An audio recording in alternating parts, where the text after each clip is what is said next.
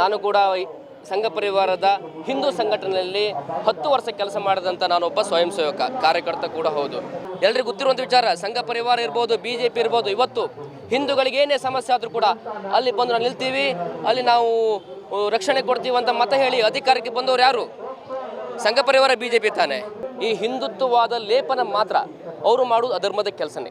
ಇವರಲ್ಲಿರುವಂಥ ಮನುವಾದ ಕೆಲವೊಂದು ವಾದಗಳಿಗೆ ನಾನು ಒಂದಿಷ್ಟು ಜನ, ನಾವಂತಲ್ಲ ಒಂದಿಷ್ಟು ಜನ ಕರಾವಳಿ ಕಾರ್ಯಕರ್ತರು ಅದರಿಂದ ವಿಮುಖರಾಗಿದ್ದೇವೆ.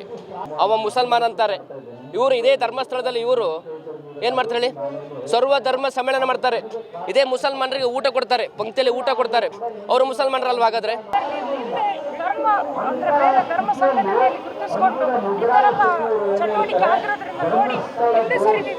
ನಾನು ಕೂಡ ಸಂಘ ಪರಿವಾರದ ಒಬ್ಬ ಸ್ವಯಂ ಸೇವಕ. ನಂದು ITC OTC ಕೂಡ ಆಗಿದೆ. ನಾನು ಕೂಡ ಸಂಘ ಪರಿವಾರದ ಹಿಂದೂ ಸಂಘಟನೆಯಲ್ಲಿ 10 ವರ್ಷ ಕೆಲಸ ಮಾಡಿದಂಥ ನಾನೊಬ್ಬ ಸ್ವಯಂ ಸೇವಕ ಕಾರ್ಯಕರ್ತ ಕೂಡ ಹೌದು. ಆದರೆ ಇವರಲ್ಲಿರುವಂಥ ಮನುವಾದ ಕೆಲವೊಂದು ವಾದಗಳಿಗೆ ನಾನು ಒಂದಿಷ್ಟು ಜನ, ನಾವಂತಲ್ಲ ಒಂದಿಷ್ಟು ಜನ ಕರಾವಳಿ ಕಾರ್ಯಕರ್ತರು ಅದರಿಂದ ವಿಮುಖರಾಗಿದ್ದೇವೆ. ಇವರಲ್ಲಿರುವಂಥ ಮನುವಾದ ಇರಬಹುದು, ಇವರಲ್ಲಿರುವಂಥ ಒಂದು ಜಾತಿ ಇಲ್ಲ ಅಂತ ಹೇಳ್ತಾರೆ. ಜಾತಿಯನ್ನು ನೋಡಿ ಶ್ರೇಣಿಗತ ಆಧಾರದ ಮೇಲೆ ಇವು ಕೊಡುವಂಥ ಜವಾಬ್ದಾರಿಗಳು ಇದೆಲ್ಲ ನೋಡಿ ಒಂದಿಷ್ಟು ಕಾರ್ಯಕರ್ತರು ಕೂಡ ಸಂಘ ಪರಿವಾರದ ನಾವು ವಿಮುಖರಾಗಿದ್ದೇವೆ. ನಿಜವಾಗಲೂ ನಾವು ವಿಮುಖರಾಗಲಿಕ್ಕೆ ಕಾರಣ ಏನಂದ್ರೆ ಸೌಜನ್ಯ ವಿಷಯ.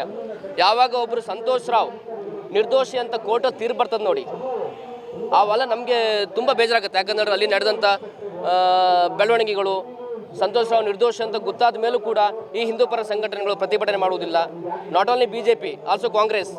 BJP ಕಾಂಗ್ರೆಸ್ ಕೂಡ ಒಂದೇ ನಾಣ್ಯದ ಎರಡು ಮುಖಗಳು ಇದ್ದಂತೆ, ಅದರಲ್ಲಿ ಏನು ವ್ಯತ್ಯಾಸ ಇಲ್ಲ. ಅರ್ಥ ಆಯ್ತಾ? ಹಾಗಾಗಿ ಹೇಳ್ತಾ ಇದ್ದೇವೆ, ಯಾರು ಈ ಕೆಲಸ ಮಾಡಬೇಕಿತ್ತು, ನಿಜವಾಗ್ಲೂ ಈ ಹಿಂದೂ ಸಂಘಟನೆಗಳು ಈ ಕೆಲಸ ಮಾಡಬೇಕಿತ್ತು, ಮುಂದೆ ನಿಂತು ಕೆಲಸ ಮಾಡಬೇಕಿತ್ತು. ಯಾಕಂತ ಹೇಳಿ ಧರ್ಮಸ್ಥಳ ನಮ್ಮ ಕ್ಷೇತ್ರ ಸ್ವಾಮಿ, ಧರ್ಮಸ್ಥಳ ಹಿಂದೂ ಕ್ಷೇತ್ರ, ಹಿಂದೂಗಳ ಕ್ಷೇತ್ರ, ನಮ್ಮ ಕ್ಷೇತ್ರ. ಈ ಒಂದು ಧಾರ್ಮಿಕ ಶ್ರದ್ಧಾ ಕೇಂದ್ರವನ್ನು ಗುರಿಯಾಗಿಸಿ ಅಲ್ಲಿ ಮಾಡುತ್ತಿರುವಂಥ ಅನಾಚಾರ ಇದೆಯಲ್ಲ, ಅದು ಒಂದೆರಡಲ್ಲ. ನಮ್ಮ ಧಾರ್ಮಿಕ ಶ್ರದ್ಧಾ ಕೇಂದ್ರಕ್ಕೆ ಅವಮಾನ ಮಾಡ್ತಿದ್ದು ಅವರು, ನಾವಲ್ಲ. ಈಗ ಏನೋ ಅಪಪ್ರಚಾರ ಮಾಡ್ತಿದ್ದಾರೆ ಅವರು, ಏನಂದ್ರೆ ಧರ್ಮಸ್ಥಳವನ್ನು ಗುರಿಯಾಗಿಸಿದ್ದಾರೆ ಅಂದೇಳಿ. ಧರ್ಮಸ್ಥಳನ ಗುರಿಯಾಗಿಸಿದ್ದು ಹೋರಾಟಗಾರರಲ್ಲ ಅವರು. ಯಾಕಂದ್ರೆ ಧಾರ್ಮಿಕ ಶ್ರದ್ಧಾ ಕೇಂದ್ರ ನಮ್ಮದು, ಹಿಂದೂಗಳ ಧಾರ್ಮಿಕ ಶ್ರದ್ಧಾ ಕೇಂದ್ರ. ಅಲ್ಲಿ ಆಡಳಿತ ಮಾಡೋರು ಅನ್ಯ ಪಂಥಿಯವರು. ಅವರು ಹೇಗೆ ಆ ಸ್ಥಳದಲ್ಲಿ ಕೂತ್ಕೊಂಡು ಆ ಸ್ಥಳದ ಧರ್ಮಾಧಿಕಾರಿಯಾಗಿ ಅವರು ಹೇಗೆ ಭಾವನೆ ಬರ್ತದೆ? ನಿಜವಾಗ್ಲೂ ಅವರು ಹಿಂದೂಗಳೆಲ್ಲ, ಅವರು ಹೇಗೆ ಭಾವನೆ ಬರ್ತದೆ? ಅದನ್ನೇ ಅವರು ಉಲ್ಟಾ ಮಾಡ್ತಿದ್ದಾರೆ. ಅವರಲ್ಲಿರುವಂಥ ಕೆಲವೊಂದು ಟೂಲ್ ಕಿಟ್ಗಳು, ಕೆಲವೊಂದು ವ್ಯಕ್ತಿಗಳು ಅದನ್ನು ಹೋರಾಟಗಾರರ ಮೇಲೆ ಹಾಕ್ತಿದ್ದಾರೆ. ಇವರು ಧರ್ಮಸ್ಥಳ ವಿರುದ್ಧ ಅಂತ ಹೋರಾಟಗಾರರ ಮೇಲೆ ಅವರು ಹಾಕ್ತಿದ್ದಾರೆ. ನಿಜವಾಗ್ಲೂ ಧರ್ಮ ವಿರೋಧಿಗಳು ಅವರೇ. ದಕ್ಷಿಣ ಕನ್ನಡದಲ್ಲಿ ಅಥವಾ ಉಡುಪಿ ಜಿಲ್ಲೆಯಲ್ಲಿ ಅತಿ ಹೆಚ್ಚಾಗಿ ಜನರು ಸಂಘ ಪರಿವಾರ, RSS, ಬಜರಂಗ ದಳದಲ್ಲಿ ಕಾಲ ಕಳೀತಾ ಇದ್ದಾರೆ. ಸೊ ಅವರಿಗೆ ಅವರನ್ನ ಈ ಸಂಘ ಪರಿವಾರದ ಕೆಲವು ಇವರು ಬಳಸ್ಕೊಳ್ತಾ ಇದ್ದಾರೆ. ಅವರಿಗೆ ನೀವು ಏನು ನಿಜವಾಗ್ಲೂ ಹೇಳ್ಬೇಕಂತ ಹೇಳಿದ್ರೆ, ಇತ್ತೀಚಿನ ದಿನಗಳಲ್ಲಿ ಅದು ಕರಾವಳಿ ಒಳಗಡೆ ಒಂಥರ ವಾತಾವರಣ ಇದೆ, ಆದರೆ ಅದು ಹೊರಗಡೆ ಬಂದಾಗ ಅಂಥ ವಾತಾವರಣ ಇರುವುದಿಲ್ಲ. ಅದು ನಿಮಗೆ ಉತ್ತರ ಕರ್ನಾಟಕ ಇರ್ಬೋದು, ಬೆಂಗಳೂರಲ್ಲಿ ನೋಡಿದಾಗ ಕರಾವಳಿ ಏನೊಂದು ಹಿಂದುತ್ವದ ಭದ್ರಕೋಟೆ ಅಂತ ಅನಿಸ್ತದೆ. ನಿಜವಾಗ್ಲೂ ಹೇಳಬೇಕಂದ್ರೆ ಈಗ ಸ್ವಲ್ಪ ವಾತಾವರಣ ಸುಧಾರಿಸಿದೆ. ಎಲ್ಲರೂ ಸ್ವಾಸ್ಥ್ಯ ಸಮಾಜದ ನಿರ್ಧಾರದಲ್ಲಿ ಇದ್ದಾರೆ. ಒಂದಿಷ್ಟು ವಾತಾವರಣ ಸ್ವಲ್ಪ ತಿಳಿಯಾಗಿದೆ ಈಗ ನಿಜವಾಗ್ಲೂ. ಇವರು ಹೇಳ್ತಾರೆ ಸಮೀರ್ನ ವಿಚಾರ ಬಂತು. ಒಬ್ಬ ಸಮೀರ್ MDM ಅಂತ ಹುಡುಗ ವಿಡಿಯೋ ಮಾಡಿ ಬಿಡ್ತಾನೆ, ಅವ ಮುಸಲ್ಮಾನ್ ಅಂತಾರೆ. ಇವರು ಇದೇ ಧರ್ಮಸ್ಥಳದಲ್ಲಿ ಇವರು ಏನು ಮಾಡ್ತಾರೆ ಹೇಳಿ, ಸರ್ವ ಧರ್ಮ ಸಮ್ಮೇಳನ ಮಾಡ್ತಾರೆ. ಇದೇ ಮುಸಲ್ಮಾನರಿಗೆ ಊಟ ಕೊಡ್ತಾರೆ, ಪಂಕ್ತಿಯಲ್ಲಿ ಊಟ ಕೊಡ್ತಾರೆ. ಅವರು ಮುಸಲ್ಮಾನರಲ್ವ ಹಾಗಾದ್ರೆ? ಸಮೀರ್ MD ಒಬ್ಬ ಮುಸಲ್ಮಾನ ಅಂದ್ರೂ ಕೂಡ ಮುಸಲ್ಮಾನ ಅಂತಾರೆ ಇವರು. ಧರ್ಮಸ್ಥಳದಲ್ಲಿ ಪಂಕ್ತಿ ಹಾಕ್ತಾರೆ ಇವರು, ಮುಸಲ್ಮಾನರಿಗೆ ಪಂಕ್ತಿ ಊಟ ಕೊಡ್ತಾರೆ ಇವರು.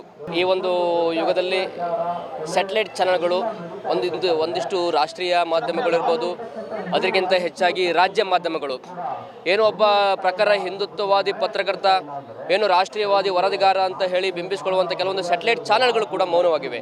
ಆದರೆ ಇವತ್ತು ಸೌಜನ್ಯ ವಿಚಾರ ಇರ್ಬೋದು, ಧರ್ಮಸ್ಥಳದಲ್ಲಿ ನಡೆಯುತ್ತಿರುವಂಥ ಒಂದು ಅನಾಚಾರಗಳು, ಅಂದರೆ ಧರ್ಮಸ್ಥಳದ ಕ್ಷೇತ್ರ ಅಲ್ಲ, ಧರ್ಮಸ್ಥಳದ ಗ್ರಾಮದಲ್ಲಿ ನಡೆಯುತ್ತಿರುವಂಥ ಕೆಲವೊಂದು ಅನಾಚಾರದ ಬಗ್ಗೆ ಕೆಲವೊಂದು ಯೂಟ್ಯೂಬ್ಗಳು ಉತ್ತಮವಾಗಿ ವರದಿ ಮಾಡ್ತಾ ಇದೆ. ಇವತ್ತು ಇಡೀ ದೇಶದ ನಾಗರಿಕ ಸಮಾಜ ತಲೆ ತಗ್ಗಿಸುವಂಥ ವಾತಾವರಣ ನಮ್ಮ ಕರಾವಳಿ ಭಾಗದಲ್ಲಿ ಆಗ್ತಾ ಇದೆ. ಹಾಗಾಗಿ ಎಲ್ಲ ಸಮಾನ ನಾಗರಿಕ ವೇದಿಕೆ ಇವತ್ತು ಬೆಂಗಳೂರಿನ ಫ್ರೀಡಂ ಪಾರ್ಕಲ್ಲಿ ನಾವೆಲ್ಲ ಸೇರಿದ್ದೇವೆ.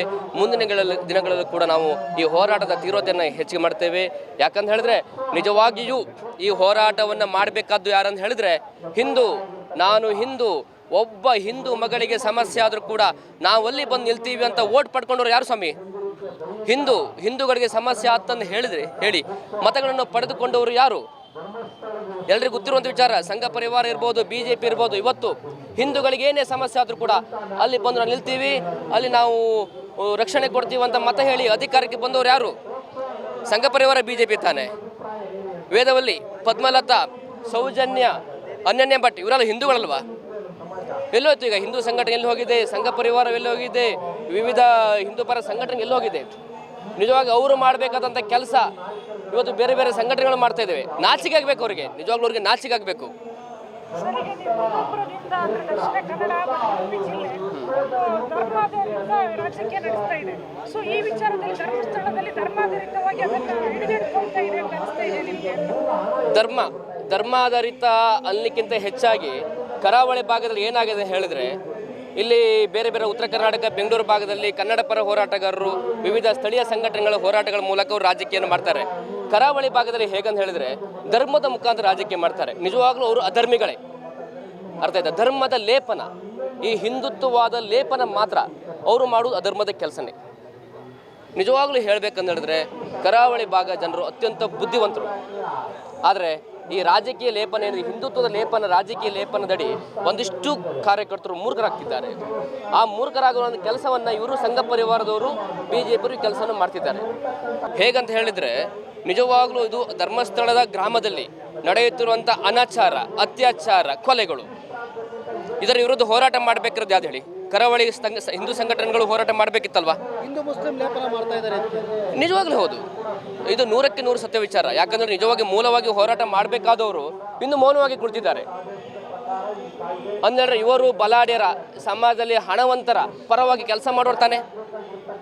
ಇದರ ಅರ್ಥ ಏನು ಹೇಳಿ ಕಂಬ? ಇವರು ಹಣವಂತರ, ಬಲಾಢ್ಯರ ಪರವಾಗಿ ಕೆಲಸ ಮಾಡೋರು, ಹೊರತು ಬಿಟ್ಟರೆ ಇವರು ಹಿಂದೂ ಸಮಾಜದ ಹಿತಕ್ಕಾಗಿ ಕೆಲಸ ಮಾಡೋರು ಅಲ್ವೇ ಅಲ್ಲ.